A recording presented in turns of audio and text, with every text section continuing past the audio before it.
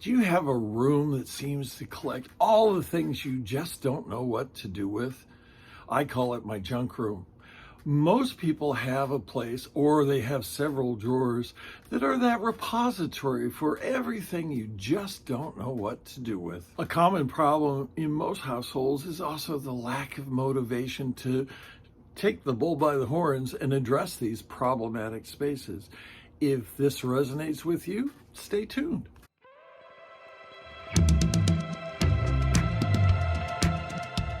Hi, this is G.H. Glade for Everyday ADD Coaching. This is a common problem that most people face. That area of your house or perhaps room that just seems to be the collecting point for everything you don't know what to do with.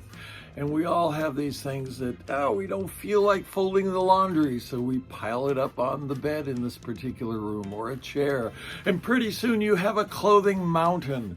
And it sits there staring at you while you try and generate the motivation to address this puppy. This, I'm sure, sounds really familiar for a lot of you. And the first step is conquering the motivation monster. It is really hard to get motivated to do things like this. So what can you do? Well, a powerful step is, first of all, self-declaration. If you live with somebody, tell them that I am going to be addressing this particular room and cleaning it up over the next period of time. The second step is time box it. When you're going to do this task, you need to put some boundaries around that and make that part of your self-declaration. Other things that really help the motivation aspect are reward. I have a client who has this problem. We talked about what's the motivation to do this. The motivation for this person is that this room can become an exercise room.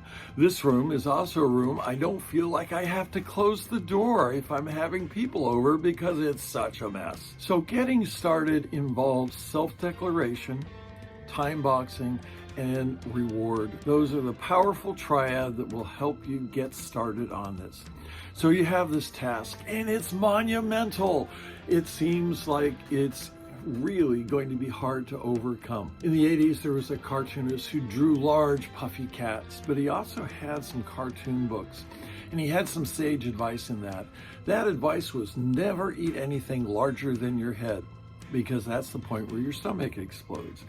And a room like that is larger than your head. It is intimidating. And the way to deal with that intimidation is break it down into manageable parts. Take one table or one part of the room or one discrete task where you're sorting, and just take that on as a discrete subsection of the greater task. If it winds up being something where you're going to be donating material or taking things to the dump, get them out of your house that same day you do them. Everything needs to be somewhere, and that somewhere doesn't need to continue to be in your personal space. So get rid of it that same day, and you'll feel a sense of accomplishment. Now, I have an acquaintance who's a professional organizer, and I had the opportunity some years ago to go over to her house, and I was amazed at the levels of organization she had. If you need materials to set up organization, get them beforehand. Have them readily available. It's the mise en place of organization. The thing that really jumped out for me is she had all these clear boxes. I looked at her closet shelf, and mine was a heaping stack of hats and scarves and gloves and things. Hers was all organized in clear boxes.